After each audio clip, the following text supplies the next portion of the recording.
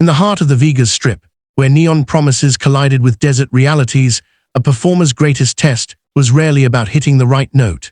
It was about holding your composure when the most dangerous man in the room decided to target the one thing you held sacred. In the middle of his show, with hundreds watching, a powerful mob boss chose to insult Dean Martin's family. What happened next wasn't just a witty comeback. It was a masterclass in human dignity that would echo for decades. The stage of the Sahara's Casbah Lounge was a sanctuary of soft light and softer music on that October night in 1957. Beyond its walls, Vegas was a kingdom of concrete and audacity, but inside, Dean Martin had conjured a different world. His voice, that effortless blend of bourbon and velvet, didn't just sing to the audience, it wrapped around them. The room was his, every laugh, every sigh, part of a perfect, shared rhythm. Then the main doors parted with a heavy thud. Silhouetted against the lobby's glare was Anthony Big Tony Fortuna. His entrance wasn't an arrival, it was an announcement. Conversations at nearby tables died mid-sentence. Waiters seemed to calculate new, careful paths. Big Tony wasn't merely a guest with connections. He was a recognized power, a man whose influence threaded through the city's casinos, its unions, and its shadow economy. He moved with the deliberate, unsteady weight of a man several drinks ahead of the crowd, his loud greeting to friends a brash chord in Dean's smooth melody. He had come to be seen. Dean was in the middle of I'll Always Love You, a ballad he delivered with a tender, conversational intimacy. He was telling the story with his eyes as much as his voice. Then Big Tony's voice, coarse and booming, cut through the atmosphere like a shard of glass. Hey Dino, enough of the lullaby, give us something with a pulse. My dog sings with more heart than that, and he's tone deaf. A wave of nervous, uncertain laughter rippled through the crowd. It was the sound of people caught between amusement and fear, unsure which was safer. All eyes snapped to the stage. Dean didn't flinch. He let the last note of the band's accompaniment fade, then turned his head slightly toward the voice, a patient, almost amused expression on his face. The spotlight found him, calm in the eye of the sudden storm. Well, friend, he said, his cadence never breaking, I appreciate the feedback. Tell you what, if your dog's manners are half as good as his vocal coach claims, I'd be honored to have him up here for a duet. The room exhaled. The laughter that followed was genuine, relieved. Dean had taken the jagged edge off the moment, acknowledging the heckler with a grace that made him seem magnanimous, not weak. He gave a subtle nod to his pianist, and the music swelled back to life. Crisis averted, or so it seemed. For the next 20 minutes, Dean masterfully rebuilt the intimacy he was known for. He moved from song to story, painting a picture of his roots. He spoke not of Hollywood glamour, but of Steubenville, Ohio, of the smell of his grandmother's kitchen, of the hard, honest work of a mining town. Then he spoke of Angela. He shared how his mother, an immigrant who arrived with nothing but a fierce hope, had been his first and most important teacher. She worked her hands raw, he told the hushed room, but she never let the world harden her heart. Her lesson was simple: how you treat people, especially those who can't do a thing for you, that's your signature, that's your legacy. It was a vulnerable, humanizing moment. The star had vanished, replaced by a son honoring his mother. The audience was with him completely, a shared sense of respect holding the room. It was in this profound silence, this sacred space of memory, that Big Tony struck again. He pushed back his chair with a screech and stood, a towering, unstable figure. The previous heckle had been a clumsy disruption. This was a surgical strike. That's a sweet story, Dean, he bellowed, his voice dripping with false camaraderie. Your mom taught you to be polite, real cute. Pity she didn't stick around to teach you how the world actually spins out here. The temperature in the room seemed to plummet. The previous nervous laughter was now an unthinkable response. This was different. He hadn't just interrupted. He had weaponized Dean's own heartfelt memory. He had taken the name of a beloved, departed mother and used it as a punchline to assert a cynical, brutal worldview. In the culture Dean came from, and in any code with a claim to honor, this was the ultimate transgression. It wasn't an insult to Dean the performer. It was a desecration aimed at Dean the son. The band stopped playing, the notes dying abruptly. The spotlight operator froze, the beam trembling slightly on Dean's motionless form. You could hear the clink of a single ice cube in a distant glass, the rustle of a fabric seat. Every person present understood the precipice they were all standing on. Dean Martin now faced an impossible choice, a decision that would define him far beyond this room. He could swallow the insult, offer a weak smile, and move on, a path that would paint him as cowardly, forever diminishing him in a town that fed on perceived weakness. Or he could respond in kind, meet fire with fire, and potentially ignite a war with a man whose retaliation could be professional, personal, and permanent. His career in Vegas could end that night, not with a bang, but with a single, well-placed word from Big Tony. For a long, agonizing moment, Dean did nothing. He stood at the microphone, his usual relaxed posture replaced by a still, contemplative solidity. The charming smile was gone, but so was any trace of the hot, reactive anger one might expect. His face was a mask of deep, unsettling calm. He looked less like a man preparing a retort and more like a man searching for a deeper truth. He took a slow, deliberate breath, a sound picked up by the sensitive microphone. When he finally spoke, his voice was softer than before, yet it possessed a new, penetrating quality that carried to the very back row without any need for force. "You know," he began, his tone almost conversational, "I believe I should thank you for bringing up my mother." The statement was so unexpected, so contrary to the script of confrontation, that it created a new kind of tension. Big Tony's mouth curled into a satisfied smirk. He leaned back, crossing his arms, believing he had goaded Dean into a fawning, pathetic response. His associates at the table chuckled smugly. Dean continued, his gaze steady and clear. "She is, in fact, the perfect living example of the very point I was trying to make. She came to this country from Italy as a young woman. She arrived with no language, no money, no safety net. All she possessed was her character, and from that unshakable foundation, she built a life and taught her children. She taught me that a person's true worth is revealed in a single, telling moment, how they treat those over whom they hold power." The room remained frozen, but the energy had shifted. This was not an escalation, it was a pivot into something more profound. Dean's voice was gentle, yet it now had the quiet, undeniable strength of a deep river current. "My mother found work as a housekeeper," he stated plainly. "She cleaned the homes of the wealthy. She scrubbed their floors, polished their silver, made their beds. Some of those people, they saw her. They looked her in the eye, said please and thank you, asked about her family. They understood they were sharing their home with another human being who was working hard to feed her own." He paused, letting the image settle. Then his eyes, for the first time, locked directly onto Big Tony's. "And some of them," Dean said, the gentleness now edged with something sharper, "treated her as part of the furniture, as a silent, invisible thing. They believed that her poverty, her labor, her station made her less than them, that she did not deserve the basic courtesy one soul owes to another." The smirk on Big Tony's face had begun to stiffen. The easy victory he'd anticipated was slipping away, replaced by a narrative he couldn't control. "And you know what she told me about those people?" Dean asked, his voice dropping to a near whisper that compelled the room to lean in. "She said, Dino, the people who are cruel when they have the upper hand are the most fragile people walking this earth. Their strength is a costume. They need to make others feel small because, inside, that's exactly how they feel. They need the reflection of someone else's fear to feel big." Dean let those words hang in the silent air.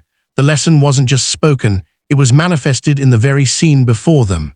"Real strength," Dean declared, his voice firming, "isn't about showing you can hurt someone, it's about demonstrating you can choose not to. Real power isn't in tearing people down to your level. It's found in the courage to lift them up, even when they don't deserve it." He had completely reframed the conflict. This was no longer a personal feud between a singer and a mobster. It was a public examination of two opposing philosophies of power. Dean was holding up a mirror, and he was inviting the entire room to look into it with him. "So when you make a joke about my mother," Dean continued, his calm now seeming unbreakable, "you aren't insulting me. You are in fact proving her point with perfect, tragic clarity. You are showing everyone here that you need to mock a good woman's memory, to disrespect a son's love, in order to command attention. You need to reach for that kind of cheap shot to feel significant." He shook his head slightly, a look of almost pitying understanding on his face. "Sir, that doesn't make you look strong, that makes you look desperate and deeply empty." A profound, ringing silence followed. Big Tony's face had flushed a dark, mottled red. The smug amusement from his table had vanished, replaced by averted eyes and uncomfortable shifts in posture. The people at the surrounding tables weren't looking at the stage anymore, they were looking at Big Tony, and their expressions were no longer fearful, but carried a cool, assessing judgment. He was being measured against the standard Dean had just articulated, and he was being found profoundly wanting. Dean pressed on, his moral authority now complete. "You said my mother should have taught me how things really work," he said, reclaiming the phrase. "Let me tell you what makes any city, especially this one, actually function. It runs on money, yes. It operates on influence, absolutely. But it lives on the dignity of the people you never notice. It lives on the waitress who smiles after a 10-hour shift, the dealer who stays sharp at 3 a.m., the janitor who cleans up the mess others leave behind, the performer who gives his heart night after night, regardless of who's listening. It's built by people who do their jobs with honor, even when people with power treat them as if they are nothing." Dean took one simple, deliberate step forward on the stage, a move that felt less aggressive and more like a teacher approaching a chalkboard to underline a final, vital point. "My mother understood a truth that seems to have escaped you. Power without character is merely bullying. Money without decency is just accumulated weight. And making jokes about a man's family doesn't make you clever or funny or powerful." He let his gaze sweep the room, then returned to Big Tony. "It makes you look very, very small." The silence that followed was absolute. It was the silence of a courtroom after a verdict has been read. Dean Martin had just done the unthinkable. He had publicly dissected, dismantled, and dismissed a dangerous man, and he had done it without raising his voice, without a single curse, without any threat of violence. He had used only the scalpel of truth and the steady hand of principle. He had won not by fighting, but by revealing. Dean then turned to his bandleader, his demeanor shifting back to that of a consummate professional. The storm had passed. "All right, boys," he said, his voice regaining its familiar, warm timbre. "Let's pick it up with something that reminds us of the good stuff. How about That's Amore?" The band jumped to life, the joyful, familiar melody bursting into the tense room like sunlight breaking through storm clouds. Dean began to sing, and the audience, released from the spell of confrontation, responded with an almost desperate enthusiasm. And there, amidst the returning joy, sat Big Tony Fortuna. He did not move. He sat utterly still, visibly shrunken within his expensive suit, the entire room aware of his humiliation. He had entered the lounge to assert his dominance, to remind the ecosystem of his place at the top. Instead, he had been reduced to a living cautionary tale, a poster boy for the emptiness of bully power. The lesson had been delivered, and he was its stark, silent illustration. Later in the quiet sanctuary of his dressing room, the adrenaline finally beginning to ebb, a firm knock rattled the door. Dean's manager, a man whose face had been pale with anxiety all night, looked up in panic. It was one of Big Tony's men, stone-faced. "Mr. Martin, he'd like a word, outside." The manager gripped Dean's arm. "Dean, no, don't. It's a setup. Let me call security." Dean placed a calming hand on his manager's shoulder. The profound calm from the stage was still with him. "It's okay," he said, his voice low and sure. "I'll talk to him." He walked out into the cool desert night of the back alley. The glamour of the strip was a distant glow. Here it was all shadows and concrete. Big Tony leaned against the fender of a long, black Cadillac, the cherry of his cigarette tracing bright arcs in the darkness. His crew lingered nearby. Silent sentinels. Big Tony watched Dean approach, then took a long drag. "You made me look like a fool in there," he said, his voice a gravelly rumble. Dean met his gaze without flinching. "You made yourself look a certain way," he replied evenly. "I just turned on the lights so everyone could see." "I could make things disappear for you," Big Tony stated, a blunt threat. "Contracts, opportunities, this town could get very small very fast." "I know," Dean nodded, acknowledging the reality without fear. "You probably could. You have that kind of reach." "Then why?" Big Tony asked, and for the first time his confusion seemed genuine, stripped of its performative anger. "Why roll those dice? Why risk everything you've built over what? A principle? A memory?" Dean was quiet for a moment, looking past the mobster into the dark alley. "Because some things," he said finally, "are worth more than a career. Some things are heavier than money or fame or a safe, easy path. My mother gave up every comfort, every bit of security, so that I could have a shot at a life she could only dream of. Defending her name, her memory, that's not a risk. It's the absolute minimum debt I owe." Big Tony was silent for a long time. The sounds of the distant strip were a faint hum. My mother, she died when I was 12, he said, the words coming out strangely unpracticed. She was a good woman, kinder than the world deserved, certainly better than what I turned out to be. He flicked his cigarette away, the ember dying on the asphalt. What you said in there, about how a man acts when he's holding all the cards. She used to say things like that. I forgot. I forgot a lot of the things she tried to teach me. It's not too late to remember, Dean said, his voice soft but clear. Big Tony let out a short, harsh laugh, devoid of any real humor. For me, yeah it is, the road I'm on, the things I've done, you don't just turn off that path, it's who I am now.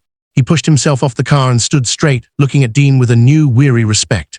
But you're the genuine article. You stood up there and spoke truth right to my face without spitting on me. You defended your mother's name without dragging mine through the mud. You made me look small. But you didn't try to crush me while I was down. He paused, a lifetime of brutal calculus visible in his eyes. That takes a different kind of guts, more than any muscle I've got. It's just who I am, Dean said simply. No, Big Tony corrected, his voice firm. It's who your mother raised you to be, and she did a hell of a job. He extended his hand, a formal, almost ceremonial gesture. We're square, you and me. You won't have any trouble from me or my people. Not in this town. You have my word on that. Dean took the hand and shook it. Thank you. As Big Tony turned to get into the car, he stopped. And Dean, that part about real power being about lifting people up. He shook his head, as if the thought was a strange, foreign object. I'm gonna try to remember that. Can't promise I'll be a saint, but I'll remember. The Cadillac pulled away, leaving Dean alone in the alley with the echo of the confrontation and the strange, quiet peace of the aftermath.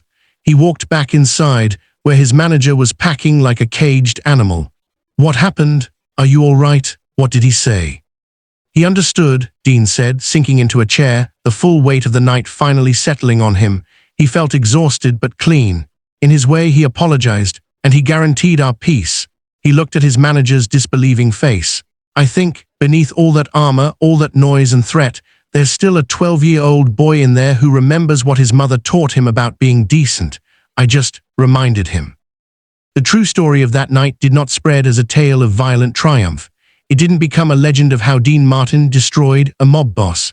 Instead, it circulated as a more powerful, more subversive narrative. The story of how a man stood his ground not with fists or threats, but with an immovable conscience. It was a story about the power of calm truth over blustering force. Performers across Vegas heard it and felt a subtle shift in the atmosphere. It offered a new script. You could retain your dignity, you could honor your values, even when facing the most intimidating pressure. It was a quiet revolution in a town built on loud compromises. Years later, during an interview, a journalist broached the subject, now the stuff of whispered legend. Mr. Martin, that incident with Fortuna, what was it that allowed you to respond with such profound restraint? Most men would have chosen rage or retreat. Dean, older, the lines on his face, a map of a life lived fully, considered the question. The first feeling, sure, it's anger, it's a white-hot flash. But my mother, she taught me to look past the stone that's thrown and see the hand that threw it, to ask what emptiness, what pain made someone want to cause it. I realized Big Tony wasn't really trying to hurt my mother. He was trying to shout down his own doubts. The insult was just a tool he'd always used, so I chose not to fight the tool. I chose to talk about the philosophy behind it. I chose to talk about what real strength looks like. Do you believe you actually changed him? The interviewer pressed. Dean offered a small, wise smile. I doubt I changed the man he'd become, but I may have woken up the boy he used to be. I may have reminded him of a voice he'd tried to drown out, his mother's voice. Sometimes, in this life, that's the most we can hope to do, offer a person a clear, quiet reminder of their own better nature. When Dean Martin passed away in 1995, his daughter discovered among his most personal effects a small, worn leather box. Inside, carefully preserved, was a faded photograph of Angela Martin, her eyes bright with resilient hope. Folded beside it was a slip of paper, her handwriting an elegant fadding script. Translated from the Italian, it read, My dear Dino, true strength is always gentle. Real power is inherently kind. This is the way, be both. He had carried this credo, this compass point, through every stage, every spotlight, every challenge. It was the unseen script he followed that famous October night and every night thereafter.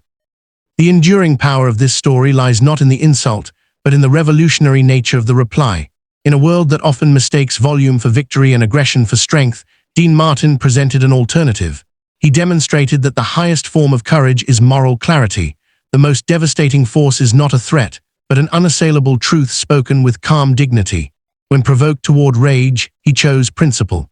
When tempted toward a fight, he chose philosophy. He proved that defending what you love doesn't require you to become what you hate. It only requires the fortitude to speak from the heart, to stand on the bedrock of your values, and to let the sheer weight of that integrity silence everything else. That was the final, lasting gift from Angela Crosti to her son, and on a stage in the desert, under the glare of the spotlight and the gaze of a dangerous man, Dean Martin proved, beyond any doubt, that he had learned the lesson perfectly. He showed the world how grace, when rooted in unshakable character, is the most powerful force in any room.